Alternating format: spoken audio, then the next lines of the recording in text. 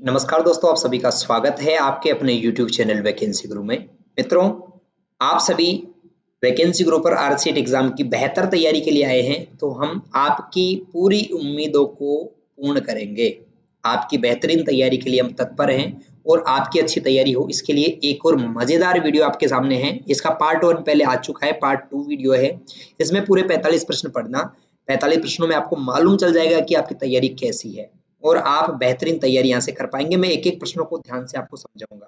ध्यान दीजिए, एक-एक प्रश्नों को समझिए, ऑप्शंस भी आपको ध्यान से समझाऊंगा, क्योंकि वैकेंसी गुरु से आए गए क्वेश्चंस जो आपको वीडियोस में बताए जाते हैं, हूबहू क्वेश्चंस प्लस आंसर्स यानी जो ऑप्शंस हैं, 4 ऑब्जेक्टिव है, ये भी एग्जाम में मिल जाते हैं। तो आप ध्यान से इनको देखिए। ईमेल भेजने और प्राप्त करने, वेब ब्राउज करने, मूवी देखने आदि के लिए कंप्यूटर को क्या चाहिए? दोस्तों, अगर आप ईमेल भेजना चाहते हैं, प्राप्त करना चाहते हैं, वेब ब्राउज करना चाहते हैं, मूवी देखना चाहते हैं, इसके लिए कंप्यूटर को क्या चाहिए? दोस्तों, इंटरनेट कनेक्शन की आवश्यकता होती है। ठीक है, इंटरनेट कनेक्शन चाहिए, ऑप्शन ए। प्रिंटर नहीं चाहिए, स्कैनर नहीं चाहिए, स्पीकर नहीं चाहिए, क्या चाहिए? इंटरनेट कनेक्शन चाहिए। ऑप्शन बी, इंटरनेट सेवा प्रदाता आईएसपी को विभिन्न रूपों में संगठित किया जा सकता है। यानी कि आईएसपी को हम किन किन रूपों से संगठित कर सकते हैं? वाणिज्यिक, सामुदायिक, समुदाय के स्वामित्व वाला, गैर लाभकारी, निजी स्वामित्व वाला या उपरोक्त सभी। दोस्तों, इंटरनेट सेवा प्रदाता जो है, आईएसपी जो है, को हम वाणिज्यिक, समुदाय वाला, स्वामित्व वाला मान सकते हैं, यानी व्यापारी वर्ग इसको चला सकता है। गैर लाभकारी संस्थाएं भी आईएसपी हो सकती हैं, इंटरनेट की सेवा दे सकती हैं। निजी स्वामित्व, निजी कंपनियां भी हमें आईएसपी की सेवा देती है। अब आप ध्यान से सुनिए, आईएसपी क्या होता है? इंटरनेट सर्विस प्रोवाइडर ऐसी कंपनियां होती हैं जो हमें इंटरनेट चलाने की सुविधा देती हैं। जैसे मैं उदाहरण दूं, बीएसएनएल और जियो। अब यहाँ पर 2 कंपनियां हैं, एक सरकारी कंपनी है बीएसएनएल, एक जियो कंपनी जो प्राइवेट है, यानी निजी भी हो सकती है और सरकारी भी हो सकती है, गैर लाभकारी भी कोई हो सकती है। तो इसका सही जवाब होगा उपरोक्त सभी। तीसरा है, आईएसपी द्वारा आमतौर पर प्रदान की जाने वाली इंटरनेट सेवाएं हैं। यानी आईएसपी इंटरनेट सर्विस प्रोवाइडर हमें किस किस प्रकार की सेवाएं देता है? तो दोस्तों, इंटरनेट एक्सेस और वेब होस्टिंग की, बिल्कुल ठीक है। डोमेन नेम पंजीकरण और इंटरनेट ट्रैफिक की, बिल्कुल ठीक है। यूजनेट सेवा और कलेक्शन सेवा, बिल्कुल ठीक है। उपरोक्त सभी, ये सारी सेवाएं हैं हमें आईएसपी द्वारा दी जाती है। और आईएसपी का पूरा नाम अभी भी बताया था मैंने आपको, इंटरनेट सर्विस प्रोवाइडर। चौथा क्वेश्चन है, खालिस्तान एक उपकरण या प्रोग्राम है जो कंप्यूटर को डेटा संचारित करने, स्थानांतरित करने में सक्षम बनाता है। ऑप्शंस है पीसी कार्ड, केबल, डीएसएल या मॉडेम। दोस्तों, इसका सही जवाब है, आपको पूछ रहा है कि जो आपको डेटा संचारित यानी ट्रांसफर करने में मदद करता है, इसको कहते हैं मॉडेम।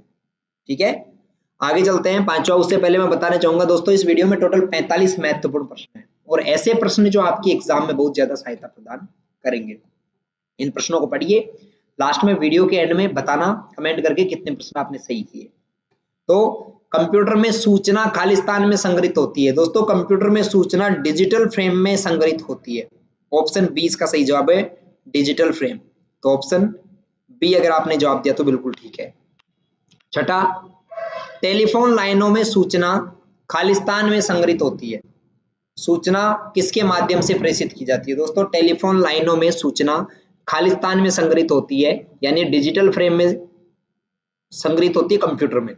ठीक है, टेलीफोन लाइनों में सूचना, एनालॉग सूचना जो है संग्रहित होती है। सूचना किसके माध्यम से प्रेषित की जाती है? तो यहाँ पर पूछ रहा है, खालिस्तान पूछा है यहाँ पर, है ना, खालिस्तान। तो यहाँ पर एनालॉग सूचना होती है, तो ऑप्शन आपको ए जवाब देना है। सातवां, डिजिटल सूचना को एनालॉग तथा एनालॉग सूचना को डिजिटल सूचना में किसके द्वारा परिवर्तित किया जाता है? दोस्तों, डिजिटल से एनालॉग और एनालॉग से डिजिटल में जो परिवर्तित करने का काम होता है वो होता है आपके मॉडेम का। मॉडेम 2 काम करता है। मॉडेम के बारे में ध्यान से सुनो, मॉडेम का पूरा नाम होता है मॉड्यूलेटर और डीमॉड्यूलेटर, यानी 2 शब्द है यहाँ पर, 2 शब्द है जिनसे मिलकर क्या बना है? मॉडेम बना है। Modulator, demodulator. कैसे? देखो, एम ओ तो इससे ले लो, डी ई एम इससे ले लो, तो हो गया यहाँ पर मॉडेम।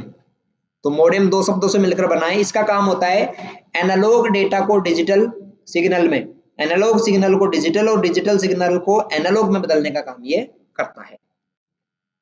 मोडेम कितने प्रकार के होते हैं दोस्तों? मोडेम होते हैं 3 प्रकार के। एक होता है इंटरनल, एक होता है एक्सटर्नल, एक होता है पीसी कार्ड, यानी आंतरिक, बाह्य और पीसी कार्ड। तो उपरोक्त सभी इसका सही जवाब है। नवा प्रश्न, खालिस्तान उन सभी वेबसाइट और पेजों को दिखाता है जिन्हें हमने पहले देखा है, यानी ऐसे पेजेस या वेबसाइट जिनको हमने पहले देख लिया है, तो उनके लिए किसका इस्तेमाल करते हैं, या कौन है जो दिखाता है दोस्तों? इसे हम कहते हैं हिस्ट्री। हिस्ट्री में हम उन सभी वेबसाइट्स या पेजों को देख सकते हैं जो हमने इंटरनेट पर चलाए हैं। 10वां, इंटरनेट से कंप्यूटर में फाइल सेव करना क्या कहलाता है? दोस्तों इंटरनेट से कंप्यूटर में फाइल सेव करना कहलाता है डाउनलोड करना। क्या कहलाता है? डाउनलोड करना कहलाता है। तो ऑप्शन ए इसका सही जवाब है, डाउनलोडिंग। ठीक है, कंप्यूटर में जब आप इंटरनेट से कोई भी फाइल लेते हो तो उसको डाउनलोड करना कहते हैं, और कंप्यूटर से इंटरनेट पर भेजते हो तो उसे अपलोड करना कहते हैं। 11वां, खोज परिणाम यानी सर्च इंजन आमतौर पर परिणामों की एक पंक्ति में प्रस्तुत किए जाते हैं, जिन्हें अक्सर क्या कहते हैं? आपने देखा होगा जब आप गूगल में कुछ भी सर्च करते हो तो ऐसे ऐसे लिस्ट आ जाती है, जो भी सर्च करते हो उसके नीचे एक लिस्ट आ जाती है ना, इसको कहते हैं हम SERP। इस लिस्ट को, इस पेज को हम कहते हैं SERP, और SERP का पूरा नाम होता है सर्च इंजन रिजल्ट पेज। ठीक है, तो इस सूची को कहते हैं खोज इंजन परिणाम पृष्ठ, ऑप्शन बी, खोज इंजन परिणाम पृष्ठ। 12वां, निम्न में से कौन सा सर्च इंजन विशेष रूप से वैज्ञानिक जानकारी के लिए है? कौन सा सर्च इंजन है दोस्तों जो विशेष रूप से वैज्ञानिक जानकारी के लिए होता है? गूगल, याहू, साइरस या अल्ट्रा विस्टा? दोस्तों सर्च इंजन जो किसके लिए है? वैज्ञानिक जानकारी के लिए है दोस्तों, इसका सही जवाब है अल्ट्रा विस्टा। ठीक है, आगे, कौन सा सॉफ्टवेयर एप्लीकेशन इंटरनेट पर स्वचालित कार्य चलाता है? ऐसा कौन सा सॉफ्टवेयर है, एप्लीकेशन सॉफ्टवेयर है जो इंटरनेट पर स्वचालित कार्य चलाता है, अपने आप कामों को करता है? दोस्तों उसको हम कहते हैं इंटरनेट बोट। किस नाम से जानते हैं? इंटरनेट बोट के नाम से जानते हैं। ऑप्शन ए इसका सही जवाब है, इंटरनेट बोट। अगला, ऑनलाइन बैंकिंग एक खालिस्तान प्रणाली है। ऑनलाइन बैंकिंग एक खालिस्तान प्रणाली है, इलेक्ट्रॉनिक, स्वचालित, आर्थिक या ई कॉमर्स? दोस्तों ऑनलाइन बैंकिंग जो है एक प्रकार की आर्थिक आर्थिक प्रणाली है। ठीक है, कैसी प्रणाली है?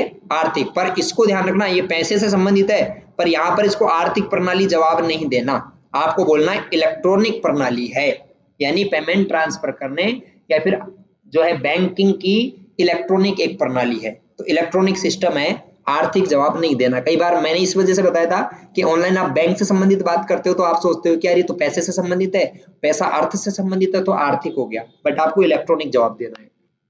15वां, खातों में भुगतान, दैनिक बिलों का भुगतान, बीमा प्रीमियम की किस्त चुकाना, बैंक स्टेटमेंट देखने की अनुमति कौन देता है? तो दोस्तों ऑनलाइन बैंकिंग यानी इंटरनेट बैंकिंग हमें ये सभी सुविधाएं देता है। आप किसी भी खाते में पेमेंट ट्रांसफर कर सकते हो, आपके यूटिलिटी बिल्स जैसे है बिजली का बिल, पानी का बिल, इंटरनेट का, ये चुका सकते हो, बीमा प्रीमियम की किस्त चुका सकते हो, और बैंक स्टेटमेंट आदि देख सकते हो। तो ऑप्शन है इसका सही जवाब, ऑप्शन ए। वित्तीय संस्थान ग्राहकों द्वारा किए गए लेन देनों से संबंधित जानकारी भेजते हैं। दोस्तों वित्तीय संस्थान ग्राहकों द्वारा जो ट्रांजैक्शंस किए जाते हैं उनकी जानकारी कहां पर भेजते हैं? संदेश के माध्यम से, ईमेल के माध्यम से, ए और बी दोनों, इनमें से कोई नहीं। दोस्तों इसका सही जवाब है ए और बी दोनों। आप कोई भी ट्रांजैक्शन करते हो तो आपके खाते में जो पैसा कटता है या जमा होता है उसका मैसेज आपके साथ पास आ जाता है, और ईमेल पर भी आपको नोटिफिकेशन प्राप्त हो जाता है या स्टेटमेंट आपको मिल जाता है। तो ए और बी दोनों इसका सही जवाब है। अगला है ऑनलाइन बैंकिंग के लाभ क्या है? ऑनलाइन बैंकिंग के क्या क्या लाभ है? दोस्तों इंटरनेट बैंकिंग के लाभ है, कहीं भी कभी भी 24/7 बैंकिंग, बिल्कुल सही है। दूसरा है लेन देन पर कम लागत, समय की बचत और सुरक्षित, बिल्कुल ठीक है ये भी। तीसरा है पैसा तुरंत ट्रांसफर होता है, उपयोगिता बिलों का भुगतान किया जाता है, बिल्कुल सही है। उपरोक्त सभी, ऑप्शन डी इसका सही जवाब है, उपरोक्त सभी। अगला है बैंक खाते कितने प्रकार के होते हैं? बैंक जो अकाउंट होते हैं कितने प्रकार के होते हैं? चालू खाता, बचत खाता, आवर्ती खाता या उपरोक्त सभी? दोस्तों इसका सही जवाब है उपरोक्त सभी। बैंक खाते सभी प्रकार के होते हैं, उपरोक्त सभी इसका ठीक आंसर है। नेक्स्ट देखिए, एक डिजिटल भुगतान प्रणाली ऑनलाइन लेनदेन के लिए भुगतान स्वीकृति प्रदान करती है। यानी डिजिटल भुगतान प्रणाली में ऑनलाइन लेनदेन के लिए जो आपको भुगतान की स्वीकृति प्रदान करती है वो कैसे देती है? इलेक्ट्रॉनिक रूप से देती है, ऑनलाइन देती है। तो आपको ऑप्शन ए इसका जवाब देना है, इलेक्ट्रॉनिक। नेक्स्ट 20वां, डिजिटल भुगतान प्लेटफॉर्म भुगतान गेटवे किसके द्वारा एकीकृत किए जाते हैं? दोस्तों डिजिटल भुगतान प्लेटफॉर्म जो है, भुगतान गेटवे जो है, ये किसके द्वारा एकीकृत किए जाते हैं? ये दोस्तों बैंक के द्वारा इंटीग्रेट किए जाते हैं, चलाए जाते हैं। तो इसका सही जवाब है ऑप्शन बी, बैंक। बैंक इन सुविधाओं को आपको देता है। दोस्तों आपको अगर वीडियो अच्छा लग रहा है, क्वेश्चन समझ में आ रहे हैं, तो आप वीडियो को लाइक जरूर कर दीजिए और अपने दोस्तों के साथ शेयर करना मत भूलना। आप अपने सभी व्हाट्सएप ग्रुप्स में इसको शेयर कर सकते हैं।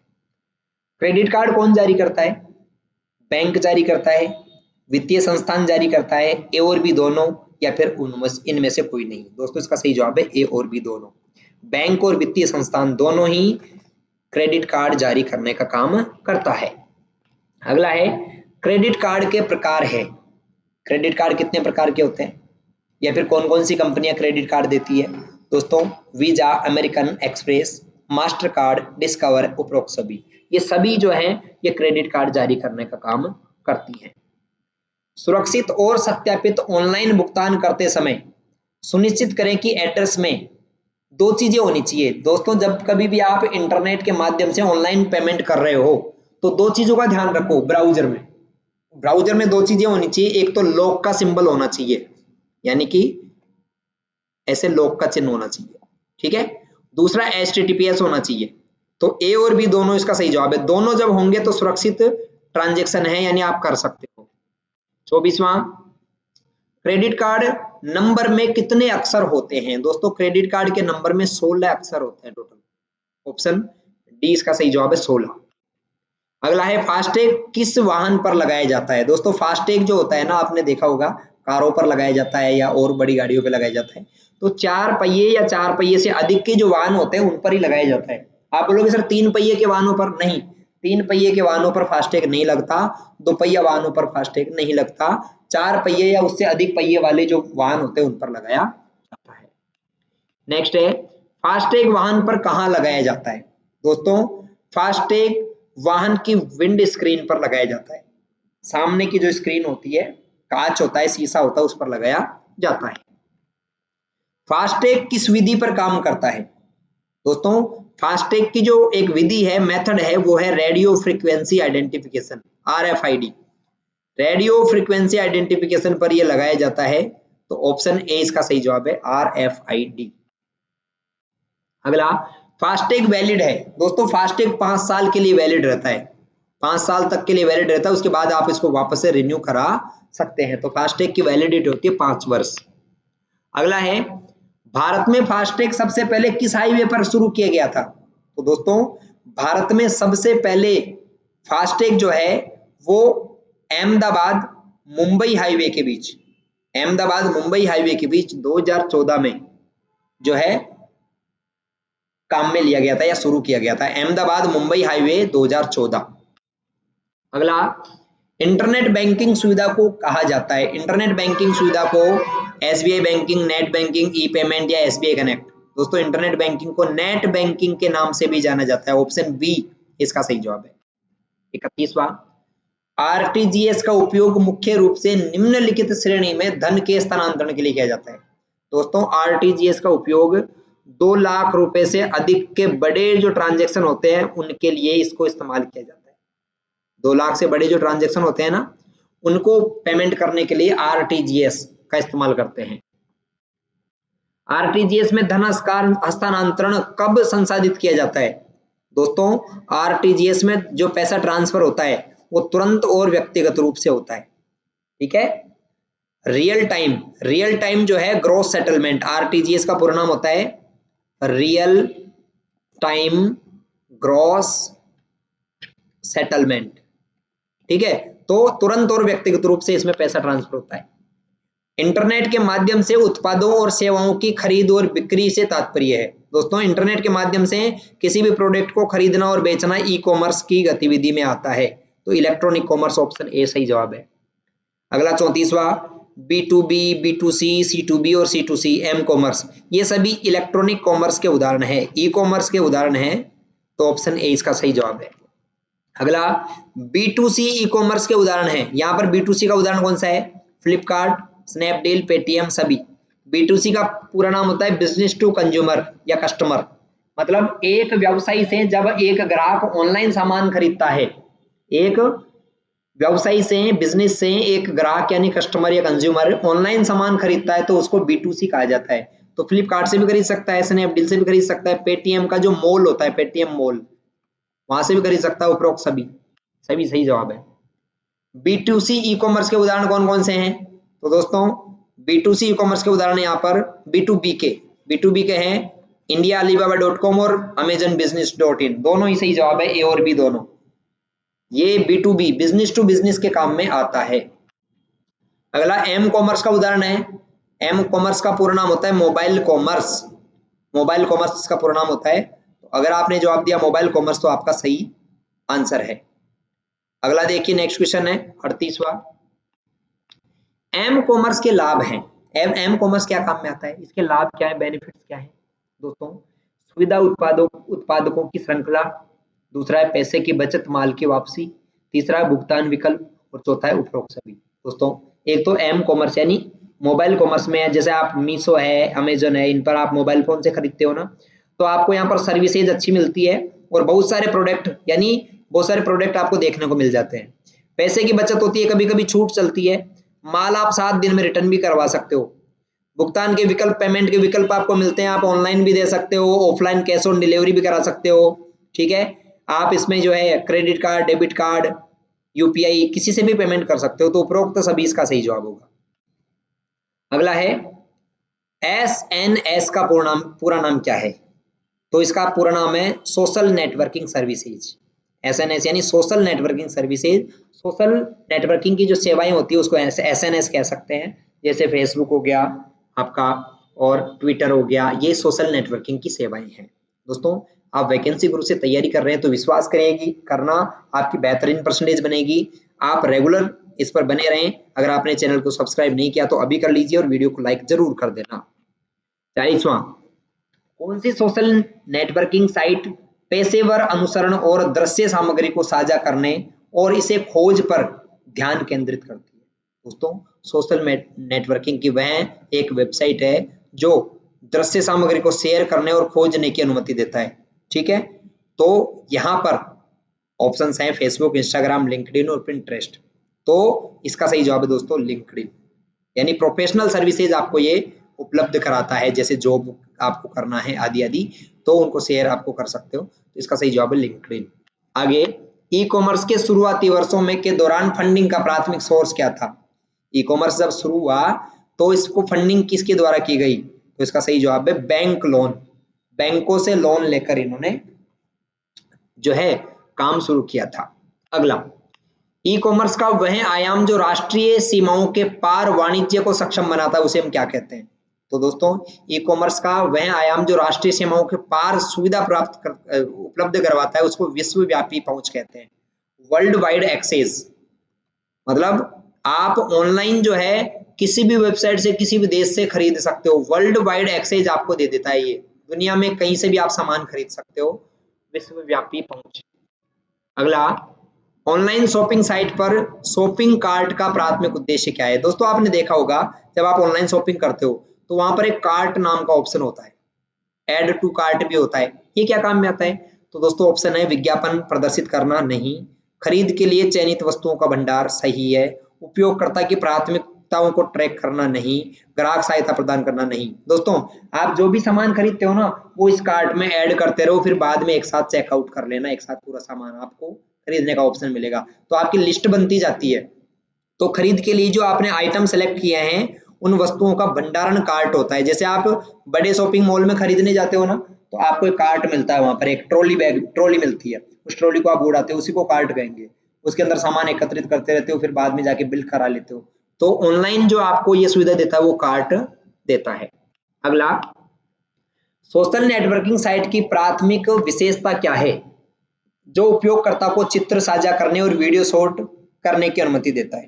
दोस्तों सोशल मीडिया की वह प्राथमिकता जहां पर एक व्यक्ति क्या कर सकता है, फोटोज शेयर कर सकता है और वीडियो, छोटी छोटी वीडियोज लगा सकता है, उसको हम कहते हैं दोस्तों स्टेटस अपडेट करना। आपको मालूम है ना, आप अपने व्हाट्सएप पर स्टेटस अपडेट कर देते हो, उसमें फोटो वीडियो लगा सकते हो, तो स्टेटस अपडेट इसका सही जवाब होगा। 45वां और आखिरी क्वेश्चन है, डिजिटल हस्ताक्षर संदेशों के लिए प्रदान नहीं करता है, यानी डिजिटल हस्ताक्षर संदेशों के लिए क्या प्रदान नहीं करता, तो इसका सही जवाब है प्रमाणीकरण, ऑथेंटिकेशन। ठीक है, यानी संदेशों को ऑथेंटिक नहीं करता, ये डॉक्यूमेंट्स को ऑथेंटिकेट करता है। डिजिटल सिग्नेचर डॉक्यूमेंट्स पर होता है, मैसेजेस पर नहीं होता है, तो इसका सही जवाब ऑप्शन ए होगा, प्रमाणीकरण, ऑथेंटिकेशन या वैलिडेशन। तो ऑप्शन ए इसका सही जवाब है। ऐसे करके 35 में से कितने प्रश्न सही हुए कमेंट करके बताइए, और ऐसे ही वीडियोस पाने के लिए आप वैकेंसी ग्रुप पर बने रहिए। नमस्कार, राम राम, मिलते हैं अगले वीडियो में, तब तक के लिए आप सभी को पहले से ही शुभकामनाएं, आप तैयारी करते रहे। नमस्कार, राम राम कमेंट में लिख सकते हैं।